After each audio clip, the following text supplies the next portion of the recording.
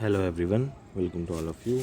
Video lecture की series में आज हम ME208 सब सब्जेक्ट के यूनिट 2 का portion first law applied to non flow process के बारे में स्टडी करेंगे। देखिए, लास्ट लेक्चर में हमने फर्स्ट लॉ और फर्स्ट लॉ के जो कॉन्सिक्वेंसेस रिजल्ट्स होते हैं उनके बारे में डिस्कस कर चुके थे, इंटरनल एनर्जी के बारे में डिस्कस कर चुके थे।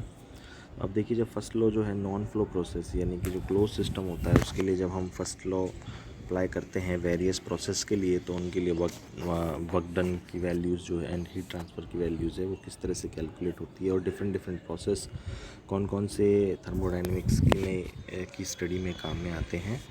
तो देखिए, एक एक करके हम देखते हैं। तो जैसे कि वेरियस प्रोसेस है, constant pressure process, constant volume process जिसे आइसोकोरिक प्रोसेस भी बोलते हैं, समतापी प्रक्रम, कांस्टेंट टेम्परेचर प्रोसेस जिसे आइसोथर्मल प्रोसेस भी बोलते हैं, या hyperbolic process, polytropic process, adiabatic process, free expansion and throttling process. तो आज हम सिर्फ 3 प्रोसेस का जो है स्टडी करेंगे, बाकी के प्रोसेस हम नेक्स्ट वीडियो लेक्चर में कवर करेंगे। तो देखिए, पहला है कांस्टेंट प्रेशर प्रोसेस, स्थिर दाब प्रक्रम। देखिए, जैसा कि आपके सामने फिगर में इंट्रोड्यूस किया गया है, कांस्टेंट प्रेशर प्रोसेस के दौरान जो है सिस्टम का जो प्रेशर नियत रहता है। जैसे जो फिगर 1 है इसमें देखिए, आप यहाँ पे दिखाया गया है कि सिस्टम का वॉल्यूम V1 है और जो इस पर प्रेशर है वो P अप्लाई है। ठीक है, अगर मान लीजिए यहाँ पे सिस्टम को डेल्टा क्यू हीट देते हो, ठीक है, एनर्जी अगर इसको प्रदान की जाती है, तो इसमें जो फिल्ड गैस है इसका वॉल्यूम इंक्रीज़ होगा और प्रेशर भी इंक्रीज़ होगा। लेकिन हमें सिस्टम का प्रेशर कांस्टेंट रखना है, तो यहाँ पर ये जो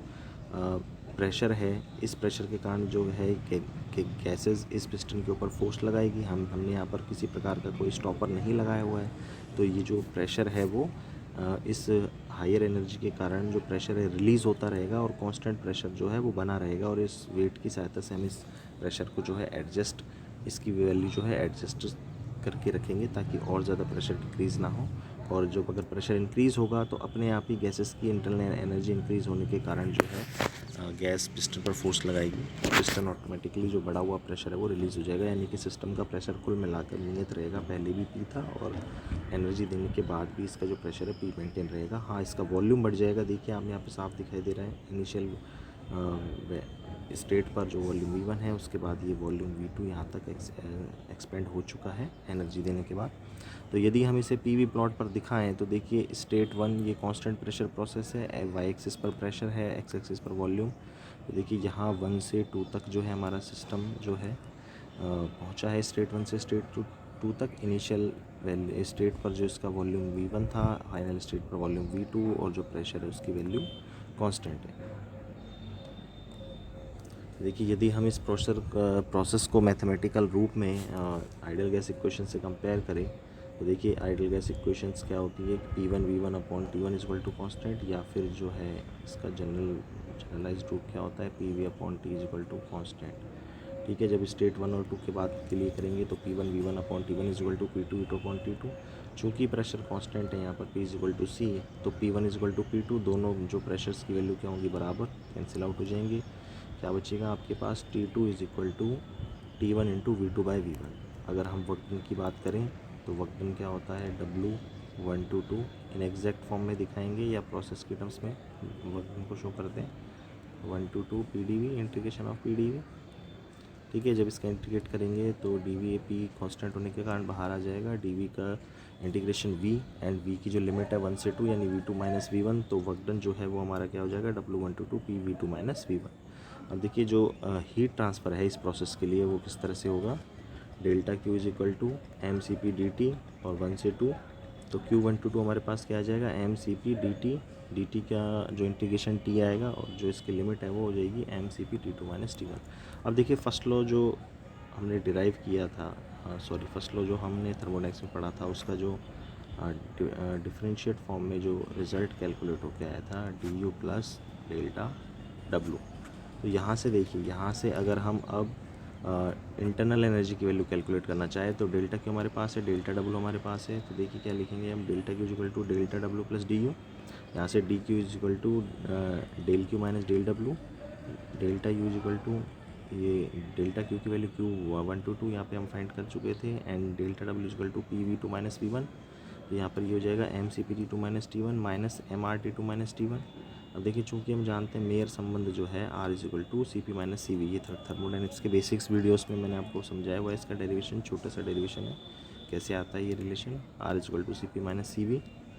तो यहाँ पर हम सी वी यहाँ पर कॉमन ले लेंगे, M T two minus T one, ठीक है, दोनों स्टेप्स में से एम टी टू यहाँ पर M R T two minus T one, तो यानी कि हम आर की वैल्यू क्या पुट कर देंगे, C P minus C V. देखिए ये जो सेकंड स्टेप है, ये जो सेकंड स्टेप है, यहाँ सेकंड स्टेप में हम आर की value C P minus C V put कर देंगे। तो देखिए जब इसको एक्सपेंड करेंगे तो क्या आएगा, M C P T two minus T one, M C P T two minus T one, ये दोनों स्टेप्स कैंसिल आउट हो जाएंगी और जो सी वी वाली टर्म है उससे एम मल्टीप्लाई हो जाएगा और माइनस माइनस प्लस साइन आ जाएगा। तो ये डेल्टा यू की वैल्यू क्या आ जाएगी, M C V T two minus T one finally. तो इससे क्या प्रूफ होता है, जो जूल के नियम में हमने पढ़ा था कि internal energy is always the function of temperature. यहाँ पर भी हमारे पास इंटरनल एनर्जी डेल्टा यू क्या कैलकुलेट हो गया, ही है M C V T two minus T one. अब सेकंड जो प्रोसेस है वो देखिए constant volume process. Constant volume जो प्रोसेस है, जैसा कि आपको स्क्रीन पे दिखाया गया है, यहाँ पर जो सिस्टम का वॉल्यूम है वो नियत रहता है। देखिए ये पीवी स्केल है, पीवी स्केल पर यहाँ स्टेट वन है, स्टेट वन पर सिस्टम का प्रेशर कितना है, P1, ठीक है। जब सिस्टम स्टेट वन से स्टेट टू पर जा रहा है तो इसका वॉल्यूम कांस्टेंट रहेगा, ठीक है। और ये प्रेशर जो इसका इंक्रीज P1 से P2 पर पहुंच चुका है। तो अगर मैथमेटिकली इसको लिखना चाहें तो V is equal to C constant. Ideal gas equation से क्या लिखेंगे, स्टेट वन और टू के लिए P1 V1 upon T1 is equal to P2 upon T2। यहाँ से देखिए अब इस बार जो है प्रेशर कांस्टेंट नहीं है, वॉल्यूम कांस्टेंट है। तो V1 is equal to V2 is equal to V cancel out हो जाएगा, क्या बचेगा हमारे पास, final temperature T2 is equal to T1 into P2 by P1। देखिए वापस से जो वर्क डन है वो क्या होगा क्लोज सिस्टम के लिए, इन डेल्टा W का integration 1 to 2 is equal to P D V integration for state 1 to 2, ठीक है। तो अब देखिए यहाँ पर जो वर्क डन है वो डी वी है, यहाँ पर चेंज इन वॉल्यूम है। चूँकि कांस्टेंट वॉल्यूम प्रोसेस है, यहाँ पर वॉल्यूम में किसी प्रकार का कोई चेंज नहीं आता है, तो डी वी की वैल्यू क्या हो जाएगी, जीरो। भाई डी वी का मतलब क्या होता है, D V is equal to होता है V2 माइनस V1, ठीक है। यहाँ पर लेकिन स्टेट वन और स्टेट टू पर जो वॉल्यूम है वो कांस्टेंट है, नियत है, तो इसमें जो चेंज है वो क्या है, ज़ीरो।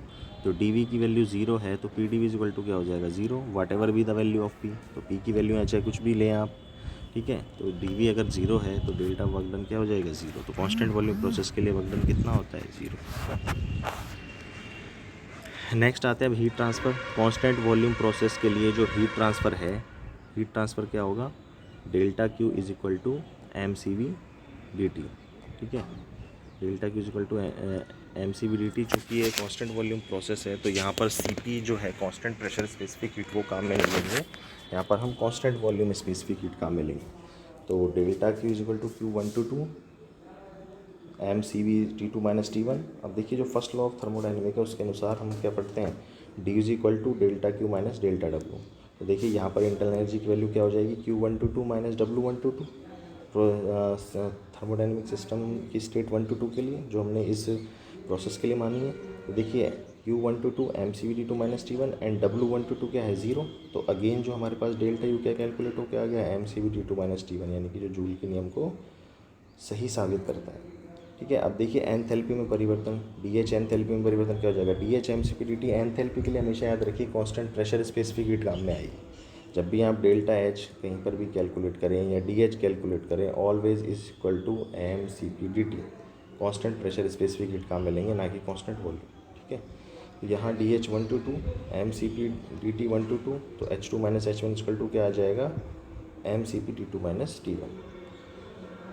अब देखिए नेक्स्ट जो प्रोसेस है वो है कांस्टेंट टेम्परेचर प्रोसेस, जिसे हम आइसोथर्मल प्रोसेस भी बोलते हैं, हाइपरबोलिक प्रोसेस भी बोलते हैं, समतापी प्रक्रम भी बोलते हैं। देखिए इस प्रक्रम में क्या होता है, तापमान नियत रहता है, टेम्परेचर कांस्टेंट रहता है, टेम्परेचर इक्वल टू कांस्टेंट। तो देखिए जब हम आइडल गैस इक्वेशन को फॉलो करते हैं, P V upon T equal to C, ठीक है, P V upon T equal to constant. तो यहाँ पर मान लीजिए समतापी प्रोसेस के लिए टेम्परेचर भी कांस्टेंट है, तो ये कांस्टेंट जब इस कांस्टेंट में मल्टीप्लाई होगा तो एक क्या आ जाएगा, नया कांस्टेंट आ जाएगा। तो यानी कि इस प्रोसेस को हम इस तरह से भी शो करते हैं, एक नया कांस्टेंट आ जाएगा, सी डैश है तो कांस्टेंट ही। तो P V is equal to constant, इस प्रकार से भी हम इसकी जो इक्वेशन प्रोसेस की उसको शो करते हैं। जैसे कांस्टेंट प्रेशर प्रोसेस के लिए हम क्या लिखते हैं, P इज इक्वल टू सी लिखते हैं, और वो कांस्टेंट वॉल्यूम के लिए भी इक्वल टू सी। तो temperature is equal to constant process के लिए T is equal to C भी लिखते हैं और P V is equal to C भी लिखते हैं। तो अब देखिए इस इक्वेशन से मैथमेटिकली हम देखें तो क्या हम लिख सकते हैं, P is equal to C by V या P प्रोपोर्शनल टू 1/v। ठीक है, तो इसीलिए इस कांस्टेंट टेम्परेचर प्रोसेस को हाइपरबोलिक प्रोसेस भी कहते हैं। ठीक है, तो हाइपरबोलिक प्रोसेस कहने का रीज़न ये है कि इसकी जो इक्वेशन है वो व्युत्क्रमानुपात में यानी कि इन्वर्सली प्रोपोर्शनल आ जाती है, तो इसीलिए हम इसे हाइपरबोलिक प्रोसेस भी कहते हैं मैथमेटिकल टर्म्स में। ठीक है, अब देखिए अब जब हम इस प्रोसेस को हम पी वी प्लॉट पर ज्ञात करेंगे तो देखिए P V is equal to constant से P1 इजक्वल टू P2 ये हम लिख सकते हैं सिस्टम की स्टेट 1 और 2 के लिए। तो देखिए जब इसे पी वी प्लॉट पर हम दिखाएंगे तो ये कुछ इस तरह से दिखाई देगा। ठीक है, जो पी वी प्लॉट है, पी वी प्लॉट के लिए देखिए यहाँ इस प्रेशर पर इस एक्सिस पर प्रेशर है, इस एक्सिस पर वॉल्यूम है। तो देखिए ये इस तरह से जो है ये पी वी इजक्वल टू सी की जो लाइन है। अब देखिए डायरेक्शन कुछ भी हो सकती है, डायरेक्शन आइदर अगर ये कंप्रेशन प्रोसेस है तो जो आपकी अगर एक एक्सपेंशन प्रोसेस है तो जो डायरेक्शन है जो इसमें दिखाई गई है वैसी ही रहेगी, और अगर ये एक्सपेंशन प्रोसेस है तो इसकी जो डायरेक्शन है वो क्या हो जाएगी, रिवर्स हो जाएगी। मतलब डिपेंड करेगा कि कौन सा किस तरह का जो प्रोसेस है, सिस्टम जो है किस प्रोसेस मतलब उसमें जो फिज़िकल प्रॉपर्टीज़ है उसकी उसमें वॉल्यूम बढ़ रहा है या घट रहा है, तो उस पर ये डायरेक्शंस डिपेंड करेगी। अभी हम सिर्फ जनरल ओवरव्यू के लिए इसको देख रहे हैं कि सिस्टम हम 1 से 2 पर इस तरह से जाता है सिस्टम की स्टेट पर। फाइनल स्टेट पर प्रेशर की जो वैल्यू है वो ज़्यादा है, वॉल्यूम की कम है, और स्टेट 2 पर जाने के बाद प्रेशर रिलीज़ होता है, प्रेशर कम होता है और वॉल्यूम बढ़ जाता है। तो ये एक तरह से क्या दिखाया गया है, ये आपको एक्सपेंशन जो प्रोसेस है उसके लिए जो पीवी प्लॉट पर दिखाया गया है। ठीक है, तो यहाँ से देखिए जब हम वर्क डन इसका कैलकुलेट करेंगे तो delta W is equal to integration of P D V. अब चूँकि P V is equal to constant for isothermal process या समतापी प्रक्रम, तो यहाँ से पी की वैल्यू क्या आ जाएगी, सी अपॉन वी। तो अब देखिए इस पी की वैल्यू को हम इस इक्वेशन 1 में पुट कर देंगे। अगर इसको हम इक्वेशन 1 नाम दें तो देखिए delta W 1 to 2 is equal to C. देखिए हमने पी की वैल्यू क्या पुट करी है, सी अपॉन वी, यहाँ से इस इक्वेशन से। तो देखिए सी तो कांस्टेंट है, सी बाहर आ जाएगा तो क्या बचेगा, D V upon V integration of 1 of 2। अब देखिए 1 अपॉन वी यानी कि 1 अपॉन एक्स का जो अब अपन इंटीग्रेशन पढ़ते हैं वो क्या पढ़ते हैं, लॉग एक्स। तो यहाँ पर v का जो इंटीग्रेशन क्या हो जाएगा, लॉग वी, और लॉग वी की जो लिमिट है वो हम लगा देंगे 1 से 2। ठीक है, तो जब लिमिट को हम ओपन करेंगे तो क्या आएगा, log v2 minus log v1। तो लॉग की जो प्रॉपर्टी होती है माइनस में वो जो क्वांटिटी है न्यूमरेटर और डिनोमिनेटर यानी अंश और हर के रूप में आ जाती है, तो हम इसमें क्या लिख देंगे, लॉग की प्रॉपर्टी से log v2 upon log v1, और कांस्टेंट एज इट इज़ बाहर आ जाएगा। अब देखिए ये जो कांस्टेंट है ये क्या है, इस इक्वेशन को अगर आप गौर करो, इक्वेशन नंबर 2 यहाँ, तो देखिए स्टेट 1 और 2 के लिए इस इक्वेशन से हम क्या लिख सकते हैं, P1 V1 is equal to P2 V2। ठीक है, तो यहाँ ये जो कांस्टेंट है C इस इक्वेशन 3 में, यहाँ देखिए ये जो इक्वेशन 3 है इसमें जो कांस्टेंट है, इस कांस्टेंट की वैल्यू चाहे तो आप P1 V1 रख सकते हैं और चाहे P2 V2 रख सकते हैं। ठीक है, तो यहाँ पर हमने क्या है, इस P1 V1 वैल्यू पुट करिए तो W1 to 2 की जो वैल्यू है वो क्या आ जाएगी, P1 V1 log V2 upon V1, या W1 to 2 is equal to P2 V2 log P1 upon P2। ठीक है, अब देखिए ये जो P1 अपॉन P2 ये हमने कहाँ से लिया है, ये इसी इक्वेशन से लिया है। ठीक है, यहाँ V2 बाई V1 है, यहाँ से देखो आप इस इक्वेशन से जो P V इक्वल टू सी है इक्वेशन 2, उससे हम ये लिख सकते हैं स्टेट 1 और 2 के लिए P1 V1 equal to P2 V2। तो इस इक्वेशन से ही जब हम V2 बाई V1 की वैल्यू पुट करेंगे, कैलकुलेट करेंगे, तो देखिए V1 इधर आ जाएगा और ये P1 अपॉन P2 यहाँ से आ जाएगा क्या, P1 अपॉन P2। तो इसलिए ये इस रूप में लिखी हुई है, एक वॉल्यूम्स के टर्म्स में, एक प्रेशर के टर्म्स में। ठीक है, अब देखिए ये जो कांस्टेंट टेम्परेचर प्रोसेस है इसके लिए एक टर्म्स और हम यूज़ करते हैं कि कंप्रेशन रेशो। ठीक है, तो जो अनुपात जो रेशो है V2 बाई V1, ठीक है, एक्सपेंशन के दौरान, जैसे मैंने आपको ये बताया कि ये क्या है, ये एक तरह का एक्सपेंशन प्रोसेस आपके सामने दिखाया गया है। देखिए यहाँ पर सिस्टम की जो इनिशियल स्टेट है इसको आप कंपेयर करें, यहाँ पर प्रेशर हाई है और वॉल्यूम कम है। ठीक है, तो यहाँ से क्या है, ये जो भी सब्सटेंस है ये एक्सपेंड हो रहा है, ठीक है। जब एक्सपेंड होता है तो प्रेशर रिलीज़ करेगा, तो प्रेशर की वैल्यू जो फाइनल स्टेट 2 पर है वो रिलीज़ हो गई और वॉल्यूम बढ़ गया, ठीक है, एक्सपेंड होने पे। तो जो कब हम एक्सपेंशन प्रोसेस की बात करते हैं, कंप्रेशन प्रोसेस की बात करते हैं, तो वहाँ पर हम एक कंप्रेशन रेशो कैलकुलेट करते हैं कि कितने गुना से ये जो चीज़ है वो कंप्रेस हो रही है या एक्सपेंड हो रही है, तो उसको हम कंप्रेशन रेशो बोलते हैं। तो कंप्रेशन रेशो क्या होता है? कंप्रेशन रेशो होता है मोर वॉल्यूम की ज़्यादा वैल्यू, यानी कि जिस इनिशियल और फाइनल स्टेट के बीच में वो जो सब्सटेंस है कंप्रेस हो रहा है, तो ज़्यादा जो वॉल्यूम है कितना है डिवाइड बाय फाइनल, मतलब final volume divide by initial volume, ठीक है। कितने गुना से वो चीज़ कंप्रेस हो रही है, उसका वॉल्यूम किस हिसाब से घट रहा है या बढ़ रहा है, कितने गुना से। तो यहाँ पर हम जब कंप्रेशन रेशो की बात करेंगे तो कंप्रेशन रेशो को हम क्या डिफाइंड करेंगे? आर। और ये कंप्रेशन रेशो क्या होगा? फाइनल स्टेट का volume divide by initial state का वॉल्यूम। फाइनल स्टेट का वॉल्यूम क्या है? V2, इनिशियल स्टेट का वॉल्यूम क्या है? V1। तो यहाँ R जो है कंप्रेशन रेशो, ये V2 बाई V1 होगा, ठीक है। तो अब अगर हम वर्क डन को कंप्रेशन रेशो की टर्म्स में लिखना चाहे तो हम क्या लिख देंगे? देखिए लास्ट वाली जो इक्वेशन है क्या आई थी? W122 P1V1 log V2 by V1, ये इक्वेशन आई थी।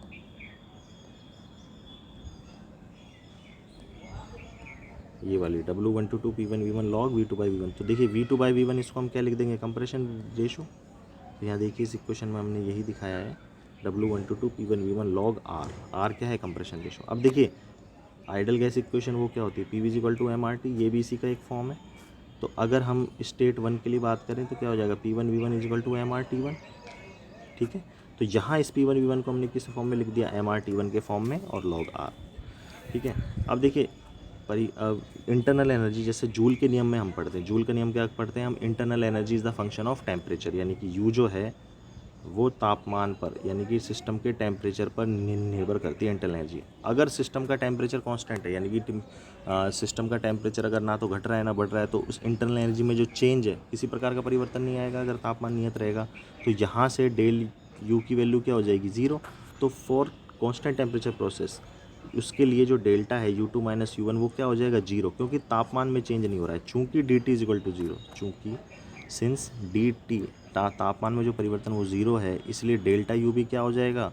0 हो जाएगा, ठीक है। डेल्टा U भी क्या हो जाएगा? 0 हो जाएगा। तो यहाँ से देखिए जब फर्स्ट लॉ हम की इक्वेशन को लिखेंगे, delta Q equal to D U plus delta W इस आइसोथर्मल प्रोसेस के लिए, तो डी यू की वैल्यू क्या आ गई यहाँ से? 0, क्योंकि टेम्परेचर में कोई चेंज नहीं है, तापमान नियत है। तो डी टी 0 है, तो इसलिए डी यू भी 0। और जो वर्क डन है वो हमने कैलकुलेट कर लिया है, P1V1 log V2 by V1 या MRT1 log R। तो यहाँ से Q122 जो है ये भी किसके इक्वल आ जाएगा? वर्क डन के इक्वल आ जाएगा। यानी कि इससे क्या सिद्ध होता है कि जो आइसोथर्मल प्रोसेस में हीट जनरेट होती है या जो हीट ट्रांसफ़र होता है, जो वर्क डन होता है उसी के एक्सपेंस में, क्योंकि इंटरनल एनर्जी में तो कोई चेंज नहीं आता, तो वर्क डन जो होता है उसी के एक्सपेंस पे हीट ट्रांसफ़र होता है। और अगर यदि हीट ट्रांसफ़र पहले किया जा रहा है, यानी कि इट मीन्स सिस्टम को अगर जो एनर्जी दी जा रही है हीट ट्रांसफ़र के रूप में, उसी के कारण जो है वर्क डन होता है। दोनों वाइस वर्सा है इस केस में, यानी कि कोई भी इंटरनल एनर्जी का जो अमाउंट है सिस्टम में स्टोर नहीं होता है, चूँकि तापमान जो है सिस्टम का नियत है। और एंथैल्पी की बात करें तो D H equal to MCP/dt। अब चूँकि देखिए जब सिस्टम का तापमान ही नियत है तो dt क्या है? 0, तो इसलिए एंथैल्पी भी क्या होगी? 0 होगी। सॉरी, एंथैल्पी में चेंज 0 होगा, एंथैल्पी 0 नहीं है यहाँ पे, एंथैल्पी में चेंज 0 है। तो यहाँ पर ये जो डेल्टा U है इंटरनल एनर्जी में चेंज 0 है, इंटरनल एनर्जी 0 नहीं है, क्योंकि मैंने बताया हुआ है पहले आपको इंटरनल एनर्जी का डायरेक्ट मेजरमेंट संभव ही नहीं है, हमेशा हम उसमें चेंज की बात करते हैं। तो यहाँ इंटरनल एनर्जी में चेंज 0 है क्योंकि dt 0 है, ठीक है। अब चूँकि dt 0 है तो एंथैल्पी में चेंज भी क्या होगा? 0 होगा। DH भी क्या होगा आपका? 0, चेंज इन एंथैल्पी 0। अब एंथैल्पी जितनी पहले थी उतनी बाद में, ठीक है। DH equal to 0, H2 minus H1 equal to 0, यानी H2 equal to H1। Enthalpy जितनी बाद में थी, जितनी इनिशियल स्टेट पे थी उतनी ही फाइनल स्टेट पे। अब देखिए यहाँ पर एक न्यूमेरिकल है, ये 3 प्रोसेस हैं वो हमने कवर की हैं, बाकी के प्रोसेस नेक्स्ट वीडियो में। अब देखिए एक न्यूमेरिकल की प्रैक्टिस करते हैं। अब देखिए आपके सामने स्क्रीन पर दिखाया गया एक न्यूमेरिकल, 1 मीटर क्यूबिक गैस जो 100 डिग्री सेंटीग्रेड तापमान एवं 2 बार पर है को 10 बार दाब तक संपीड़ित किया जाता है। देखिए संपीड़ित मतलब कंप्रेस किया जाता है उसको। तो ज्ञात कीजिए वर्क ट्रांसफ़र, कार्यांतरण, आंतरिक ऊर्जा में वृद्धि, change in internal energy, heat transfer, ऊष्मांतरण, and fourth one is enthalpy में परिवर्तन।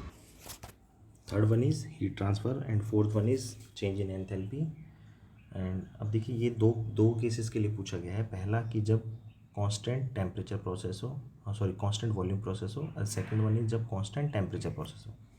तो देखिए इसको सॉल्व करते हैं। इसमें आपको वैल्यूज़ जो दी गई है, आर जो गैस कांस्टेंट है, आर की वैल्यू दी गई है, और सी वी 0.718 दी गई है।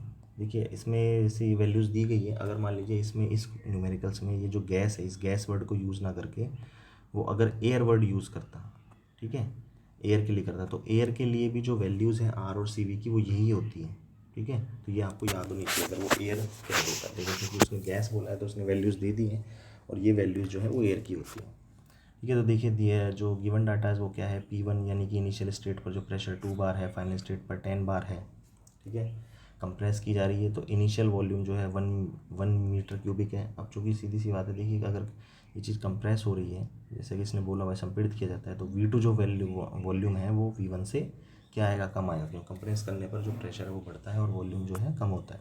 तो देखिए T1 जो टेम्परेचर कितना दे दिया, 100 डिग्री सेंटीग्रेड। टेम्परेचर को हमेशा केल्विन में लेना है आपको, तो 273 इसमें ऐड करेंगे तो 373 केल्विन इनिशियल स्टेट का टेम्परेचर हो गया। अब देखिए सबसे पहले जो है मास की वो रिक्वायरमेंट हमें होगी, तो यहाँ पर मास गिवन नहीं है, तो स्टेट 1 के लिए हम क्या लिख देंगे, MRT1 is equal to P1V1, ठीक है। तो यहाँ से हम मास कैलकुलेट कर लेंगे। सबसे पहले P1V1/RT1, ठीक है। जब वैल्यू पुट करेंगे तो देखिए यूनिट बैलेंस का आप ध्यान रखें, P1 जो है वो बार में है, ठीक है, और ये किलो जूल पर केजी में है आर। तो ध्यान रखिए आपको जो प्रेशर है वो किलो पास्कल में लेना है, ठीक है। देखिए कैसे, जो बार है 1 बार इज इक्वल टू कितना होता है, 10⁵ पास्कल, ठीक है।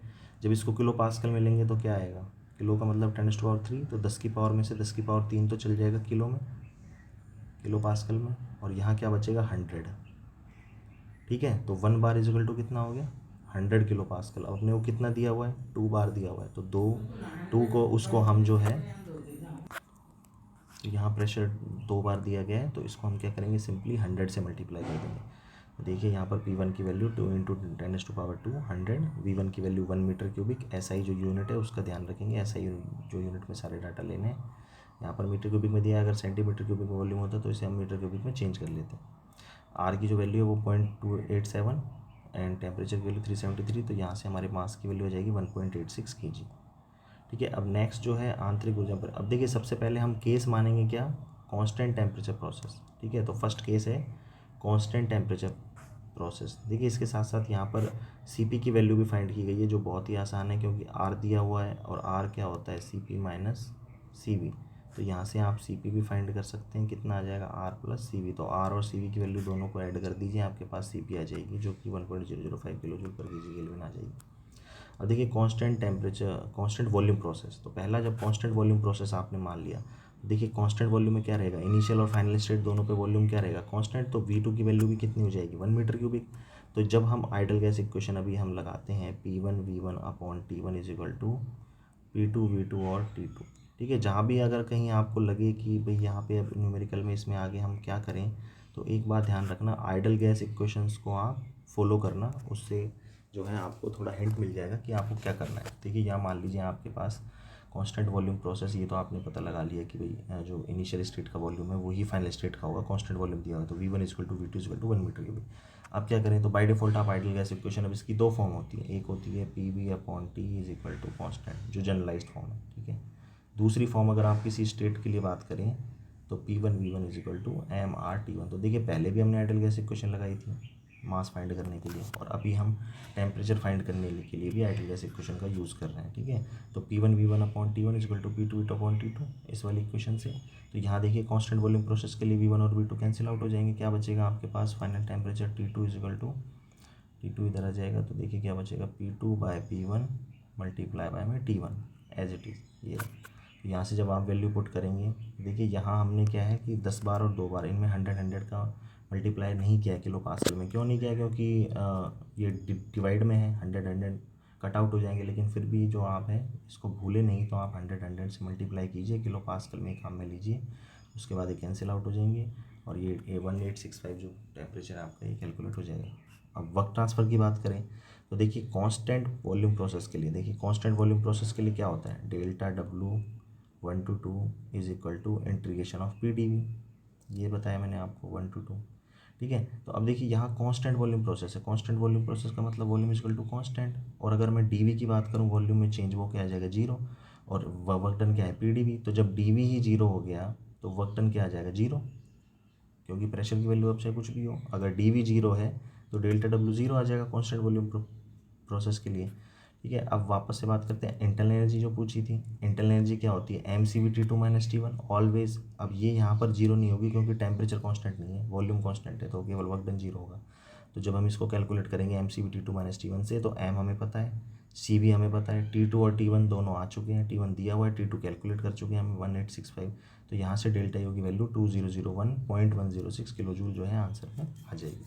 यूनिट बैलेंस का ध्यान रखना, यहाँ पर एम के जी में है, सी भी जिस यूनिट में दिया हुआ है उसी में लें, उसमें किलो आता है तो ये किलो जूल में आएगी। अगर वहाँ आप किलो को 10⁻³ लिख देंगे तो ये जूल में आएगी, यहाँ 10⁻³ से मल्टीप्लाई हो जाएगी। अब देखिए ऊष्मांतरण, ये पूछा था आपसे, तो ऊष्मांतरण यानी कि वही ट्रांसफर के लिए हम क्या लगाएंगे, first law delta Q equal to delta U plus delta W. अब चूंकि डेल्टा डब्ल्यू तो जीरो है कांस्टेंट वॉल्यूम प्रोसेस के लिए, तो क्या बचा, delta Q equal to delta U. Delta U की वैल्यू जितनी थी वही वैल्यू डेल्टा क्यू की आ जाएगी।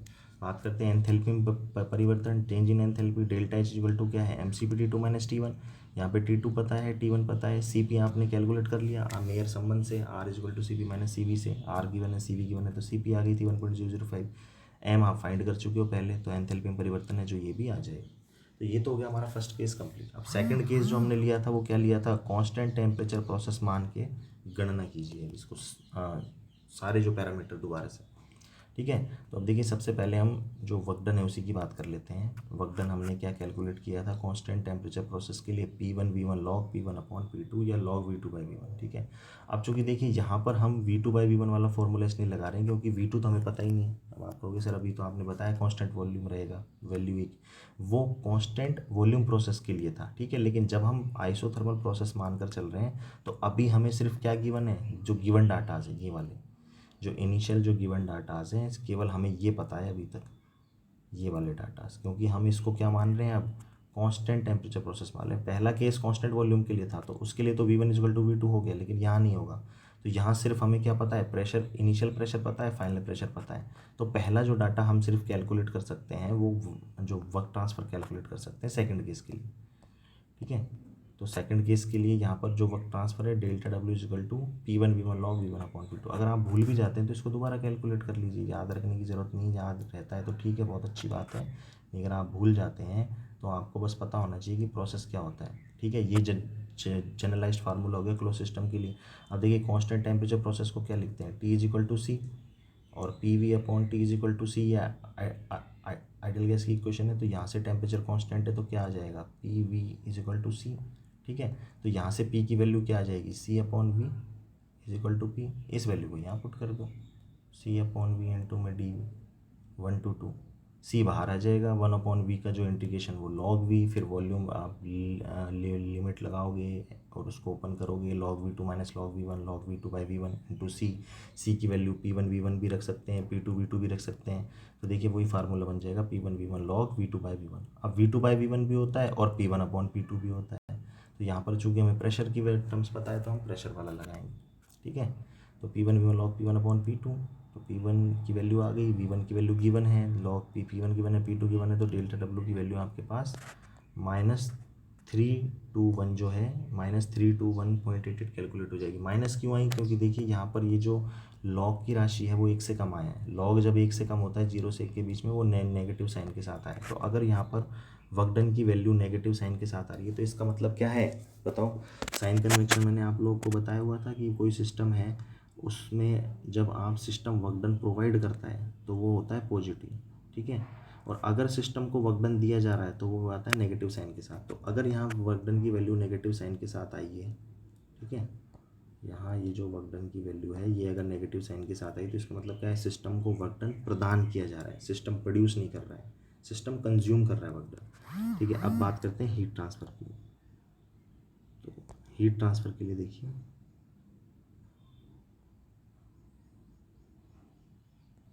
हीट ट्रांसफ़र के लिए देखिए वापस से फर्स्ट लॉ जो है उसको यूज़ करेंगे। तो फर्स्ट लॉ क्या कहता है, delta Q is equal to delta W plus delta U. तो डेल्टा डब्ल्यू की वैल्यू हमारे पास आ चुकी है -321.88, और डेल्टा यू क्या होता है, M C V D T two minus T1। तो यहाँ से देखिए सी भी पता है आपको, एम पता है 1.8 kg, पहले कैलकुलेट आ गया था। T2 माइनस T1, ठीक है। अब T2 माइनस T1 आपको नहीं पता, तो ये जो डेल्टा यू है ये क्या हो जाएगा, बताओ क्या होगा डेल्टा यू। चूँकि ये कांस्टेंट टेम्परेचर प्रोसेस है, चूँकि कांस्टेंट टेम्परेचर प्रोसेस है तो इसके लिए टेम्परेचर इक्वल टू कांस्टेंट, और डी टी क्या हो जाएगा, जीरो। टेम्परेचर में कोई परिवर्तन नहीं हो रहा है, तो डेल्टा यू क्या है आपके पास, क्या हो जाएगा, जीरो। तो डेल्टा क्यू जो है कितना आएगा, डेल्टा डब्ल्यू के बराबर ही आएगा, यानी कि जितना आपका वर्कडन है उतना ही आपको डेल्टा क्यू की वैल्यू होगी। अब देखिए डेल्टा क्यू यहाँ पर नेगेटिव साइन के साथ आता है, तो डेल्टा क्यू की अगर नेगेटिव साइन की बात करें तो जब सिस्टम को आप हीट देते हैं डेल्टा क्यू वो होती है पॉजिटिव, और जब सिस्टम से हीट बाहर निकलती है तो वह कहलाती है नेगेटिव, ठीक है। तो यहाँ पर ऊष्मा क्या है, हीट ट्रांसफर निष्कासित हो रही है, रिजेक्ट की जा रही है सिस्टम के द्वारा, सिस्टम को प्राप्त नहीं हो रही, माइनस साइन का मतलब। अब देखिए आंतरिक ऊर्जा में परिवर्तन, आंतरिक ऊर्जा में परिवर्तन जैसे पहले बात कर चुके हैं, जब सिस्टम का तापमान नियत है, सिस्टम के तापमान में कोई परिवर्तन नहीं हो रहा है, D T equal to zero है, तो M C V D T क्या है, डेल्टा यू, तो डेल्टा यू की वैल्यू क्या आ जाएगी, जीरो। एंथैल्पी में परिवर्तन क्या होता है, delta H equal to M C V D T. अब देखिए चूँकि ये भी क्या है, तापमान में परिवर्तन जीरो है, तो एंथैल्पी में परिवर्तन भी क्या आ जाएगा, जीरो। यहाँ पर मैं आपको बार बार बता रहा हूँ कि ध्यान देना, डेल्टा एच जीरो आ रहा है, डेल्टा यू ज़ीरो आ रहा है, इसका मतलब है कि इंटरनल एनर्जी में चेंज ज़ीरो है, एंथैल्पी में चेंज ज़ीरो है। एंथैल्पी और इंटरनल एनर्जी की वैल्यू जीरो नहीं है, ठीक है। इनिशियल स्टेट पर जितनी एंथैल्पी थी उतनी ही फाइनल स्टेट पर है, यानी H1 और H2 बराबर है। इनिशियल स्टेट पर जितनी इंटरनल एनर्जी थी U1, फाइनल स्टेट पर भी उतनी इंटरनल एनर्जी है U2, U1 और U2 बराबर है, ठीक है। तो आज के वीडियो लेक्चर में इतना ही, बाकी के प्रोसेस नेक्स्ट वीडियो में करेंगे। अगर इससे रिलेटेड कोई क्वेरी हो तो आप कमेंट बॉक्स में पूछ सकते हैं या ई क्लास के दौरान डाउट क्लियर कर सकते हैं।